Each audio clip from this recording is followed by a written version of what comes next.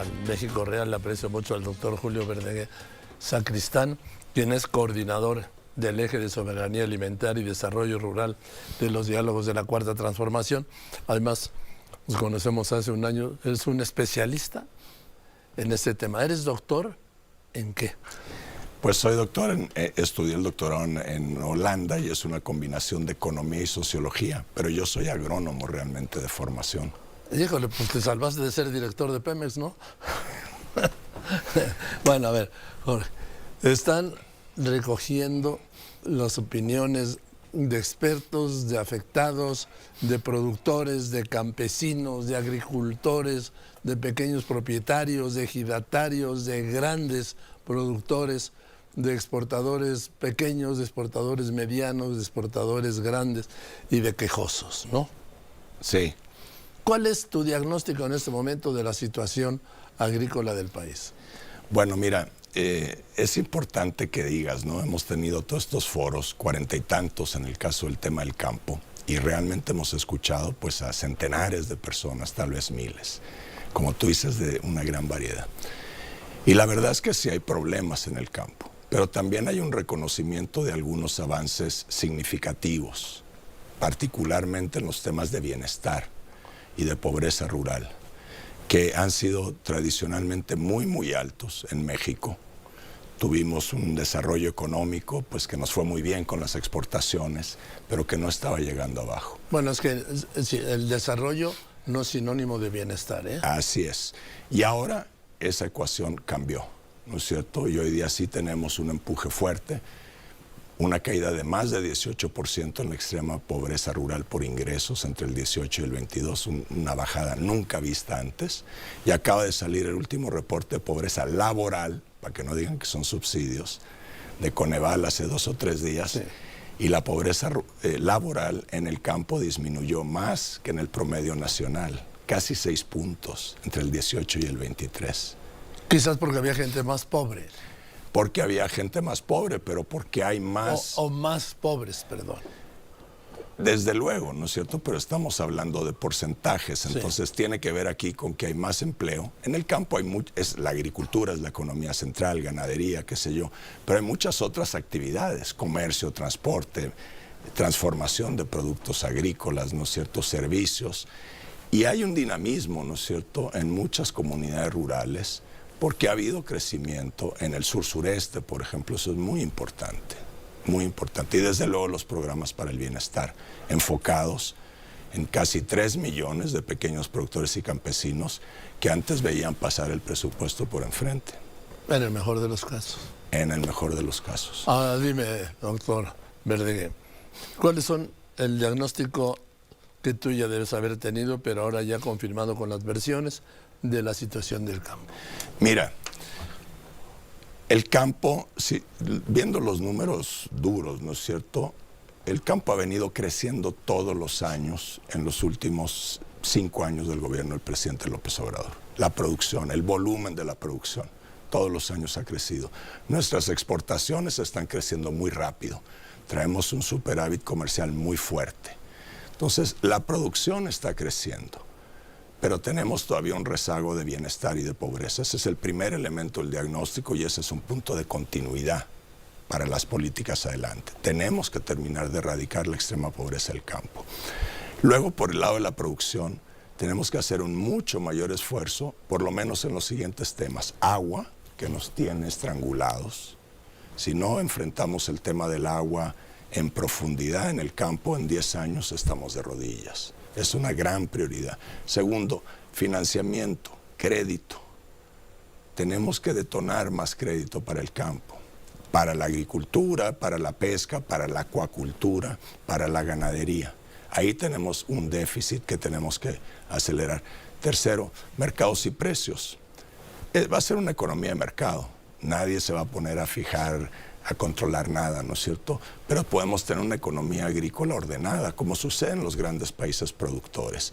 Acuerdos directos entre productores y compradores, ¿no es cierto?, para que no haya tanta intermediación, que encarece los precios al consumidor sin que beneficie al productor. Eso ha sido histórico. Sí. La intermediación. Pero podemos hacerlo. Tenemos, a raíz de todas estas conversaciones, lo que uno escucha, claro, son problemas. Nos falta esto, nos preocupa lo otro, pero escuchas muchas soluciones, muchas experiencias. Estuve hace poco en Oaxaca, un grupo de muy pequeños productores indígenas en Oaxaca están exportando café certificado a Holanda, a Alemania. Espectacular. Sí, no sé cómo lo pueden hacer. Bueno, Digo, solos. ese es el asunto, que no lo tengan que hacer solos, Claro. ¿no es cierto? Como de tomar asistencia técnica, capacitación, financiamiento, apoyos, pero apoyos realmente que generen bienes públicos, no apoyos como había antes, ¿no es cierto? En el 2018, Joaquín, en la Secretaría de Agricultura había 43 apoyos. Imagínate un presupuesto de una secretaría pulverizado en 43 apoyos. Y si suman los de los estados, eran más de 600. Cada apoyo era una bolsa que normalmente la controlaba alguien para dispersar los recursos. Esa no es forma de hacer política pública para el campo. ¿Cuál es la forma? Pues la forma que es tener un sistema de financiamiento, un sistema de sanidad animal y vegetal, que es otro tema que tenemos que fortalecer. Hay muchas plagas y enfermedades, incluso en el vecindario, en Centroamérica, muy peligrosas. El tema de la investigación, ciencia y tecnología, nos hemos ido quedando atrás. Para los grandes productores comerciales tienen la tecnología de primera calidad, la mejor del mundo, pero la mediana y la pequeña agricultura nos hemos ido quedando atrás. Y ahí es donde hay un diferencial de productividad que podemos aprovechar. Servicios públicos permanentes, no apoyos controlados por un cacique u otro cacique. Sí. Esa es la fórmula. ¿Y sí se puede? Sí se puede. El ejemplo son estos campesinos minifundistas de Chiapas, 3,000, casi 4,000. Están exportando, están certificados a los mercados más exigentes. Había esta idea de que los campesinos no eran viables, así les decían. Imagínate un gobernante que viene y te dice, tú no eres viable. No, sí. ¿No es cierto? El que no es viable es el gobernante. Bueno, entonces... En ese caso, digo. Estos campesinos, ¿no es cierto?, ¿qué tuvieron? Se organizaron, punto uno, clave, tenemos un déficit. Estamos llenos de... Había muchas organizaciones que realmente no eran organizaciones. Ya había campesinos que tenían un solo surco de Ándale. café. Bueno, tenemos un problema de acceso a la tierra en muchos lados, ¿no? Pero organización, ¿qué tuvieron? Tuvieron financiamiento, tuvieron asistencia técnica, tuvieron apoyo a la comercialización. Eso lo podemos más. Muchos países en desarrollo del mundo lo hacen. No hay ninguna razón por la que México no lo pueda hacer. Lo que pasa es que nuestra tradición de política pública para el campo era mucho piñata de apoyos, a ver quién saca cuánto. Y eso nos ha impedido construir instituciones permanentes que den servicios a todos los productores, especialmente los pequeños y los medianos. Y en eso estamos pensando. Bien, de todo lo que me mencionas son puntos graves, pero que están al alcance de la mano de un gobierno. Así es. Menos uno. Dime. El agua. Bueno, el cambio climático ya está, ¿no es cierto? O sea, esta sequía esperamos que este año no sea tan grave como los últimos años, pero no es que vamos a volver a un régimen donde tenemos agua y nos sobra. Que había que desfogar las presas. Eso ya no hay, eso ya no va a volver, ¿no es cierto?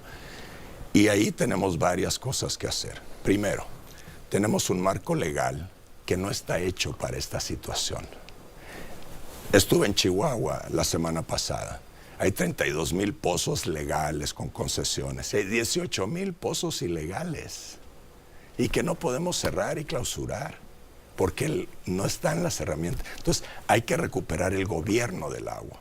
Muchos agricultores me dicen, oiga, el agua es un asunto de seguridad nacional. Claro que sí. Y claro que, pero si es de seguridad nacional, no se puede dejar al mercado todo. ¿Correcto? Sí, no. La seguridad nacional.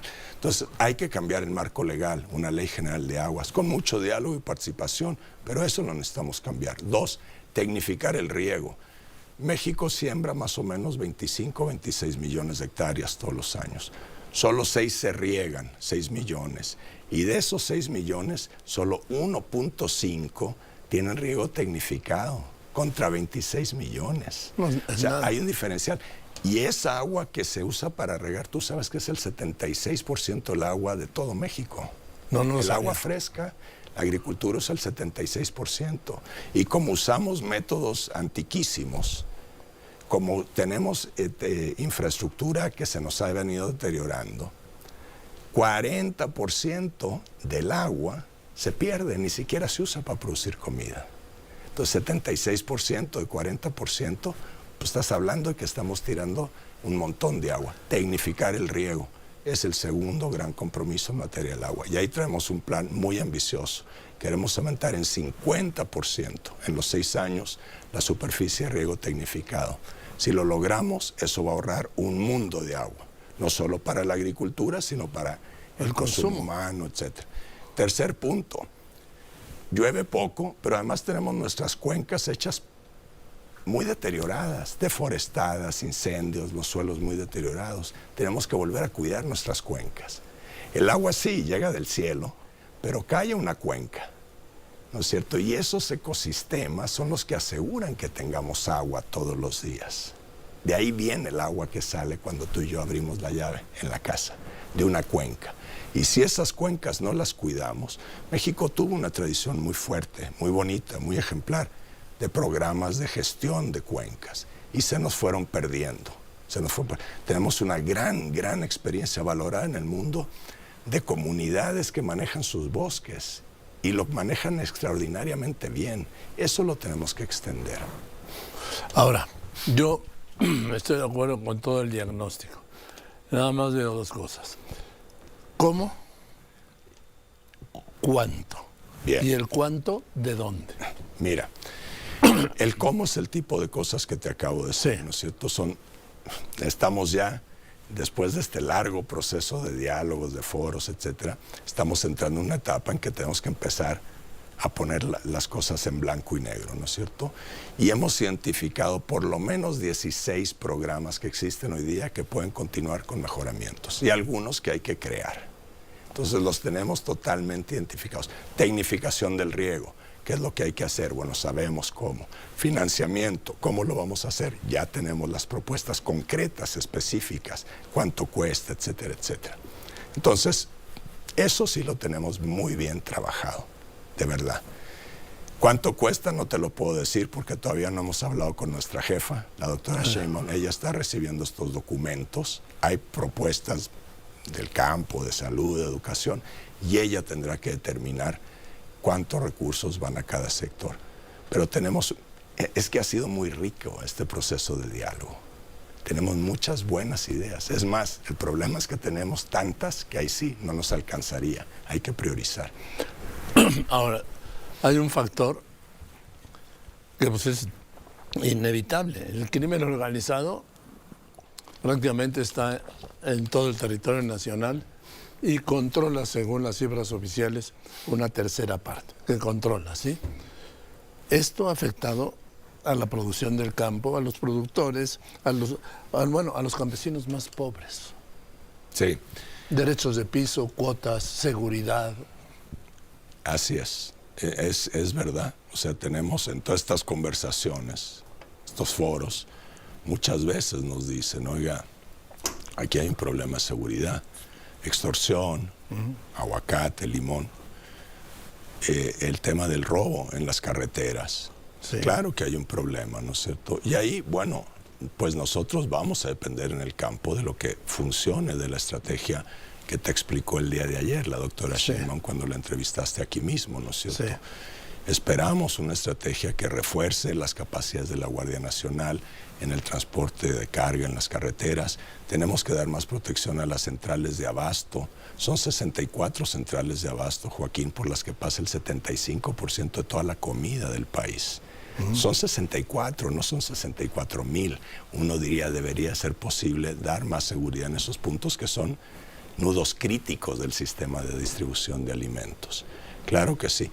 Y luego falta una cosa también que tenemos que impulsar, que es la organización de los productores. También. ¿No es cierto? Eso ayuda mucho. O sea, aquí hay un tema de recomponer el tejido social. Los productores grandes y chicos me dicen, oiga, se nos está yendo la gente del campo. Y además, como no hay oportunidades, ¿no es cierto? Muchos de ellos o emigran, pero algunos se van a actividades ilegales. Cuando la doctora Sheinbaum dice hay que ir a las causas, de eso se trata, es decir, cómo generamos empleo, cómo generamos oportunidades para esa juventud. No necesariamente detrás del arado, haciendo lo mismo que el papá o que el abuelo. Ellos buscan otras cosas. Pero servicios digitales, por ejemplo. ¿Qué cosas estamos pensando? No es una idea original, la estamos importando de África. Ubers de maquinaria agrícola. Había en México la idea de que cada campesino tenía que tener un tractor. Se entregaban cada ¿Por qué? X días sus tractores. ¿Qué pasa si hay una pequeña empresa manejada por un grupo de jóvenes que tiene 2 o 3 tractores con su maquinaria, ¿no es cierto? Y los agricultores del lugar, ¿no es cierto?, pueden hacer sus reservas de esa maquinaria. Y eso funciona en muchos países. Me parece una gran idea. Este tipo de cosas innovadoras es a lo que los jóvenes le van a entrar. Hablaba el otro día con un pequeño industrial en Morelos, ¿no es cierto? Me dice, nosotros queremos generar bioetanol con nuevos métodos para aprovechar el 35% de la comida que se desperdicia en este país. La podemos convertir en bioetanol. Bueno, vamos a escuchar. Ese espacio de innovación es el que va a ser un magneto. Que es el que no se ha dado en México. Que no se ha dado, que no se ha dado. ¿Me permite que ponga un corte? Por favor. Doctor Verdeguer, y continuamos. El campo sí, el campo sí puede. Lo que no puede es la gente del campo. ¿Por qué? Porque ha estado entre olvidada y ahora rehén del crimen organizado. Continuamos. Te gana Claudia Sheinbaum el 2 de junio. Esto supongo que formará parte de su plan de gobierno. Esa es la idea. Todo esto, ¿no es cierto?, no es solo escuchar por escuchar, sino tomar de ahí ideas críticas, darnos cuenta de qué falta, qué se puede mejorar, que hay que continuar, porque hay mucho que hay que continuar. Y eso, claro, irlo amasando para generar un documento que ya tenemos que entregárselo pronto. Ya le hemos ido haciendo entregas. Por ejemplo, antes de su discurso del 1 de marzo, de inicio de la campaña, ya nos pidió elementos a todos, ¿no? Y de ahí salió esos 100 puntos que ya recogía esto. Pero nos dijo, bueno, nos queda tiempo, no hay para qué detenernos. Entonces ha ido cambiando y realmente ha sido tremendamente enriquecedor. Si tú leyeras los documentos que escribimos hace 8 meses y los que estamos haciendo ahora, te darías cuenta de la diferencia. Como el diálogo al que ella nos impulsó realmente va a generar un programa de gobierno distinto que si no lo hubiéramos hecho. Bien, lo que sí no está al alcance de ustedes, repito, es la inseguridad del crimen organizado. Bueno, está al alcance del gobierno, ¿no es cierto? Y yo creo que la doctora Sheinbaum ayer, en fin, en todos sus discursos, en muchas de sus intervenciones, ha señalado que para ella este es uno de los grandes temas, ¿no es cierto? Seguridad está ahí junto con los temas de educación, de salud, del agua, que ha ido subiendo en la agenda de importancia para ella. Y no me cabe duda de que va a ser un área que va a recibir muchísima atención, mucha atención. Porque si no se avanza en eso, va a ser muy difícil avanzar en todo lo demás. Así es. En el programa integral. Así es. Ahora, tampoco quiero que quede una sensación de que está el campo paralizado por... No. Pero sí tenemos lugares donde, por supuesto, hay una situación compleja. Sí, y donde el que manda es el crimen organizado y limita y encarece. Correcto.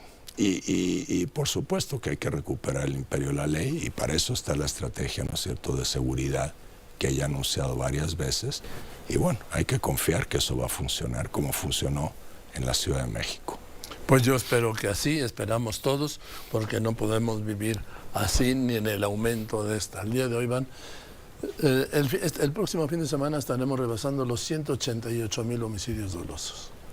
Es una cifra muy terrible, pero también hay que decir, Joaquín, que poco a poco han ido bajando. No, ha ido bajando la tendencia. La tendencia. Bueno, eso así se empieza a llegar a cero, ¿verdad? Sí, bajando la tendencia, pero ha ido aumentando. El número de homicidios. No, el número sí, cada vez que asesina a una persona, claro que se suma el número. No. Pero para llegar a cero tenemos que bajar la tendencia. Sí, bueno, sí.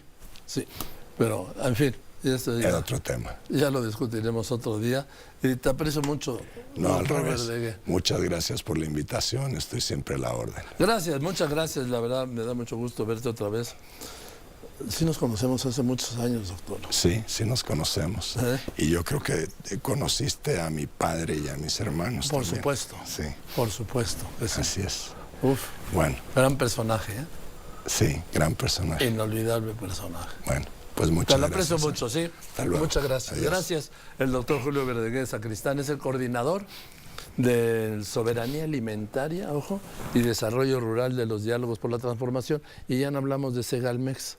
La próxima vez hablaremos de Segalmex, que supongo que tratarán de rescatar y de limpiar. Hay de limpiar, desde luego, la lucha contra la corrupción. En eso la doctora es implacable. Yo tengo esa confianza. Y desde luego tenemos que tener, la solución de Segalmex es parte de la solución del problema de comercialización, sin duda. Así es. Gracias, doctor Gracias a Verdaguer. usted. Continuamos.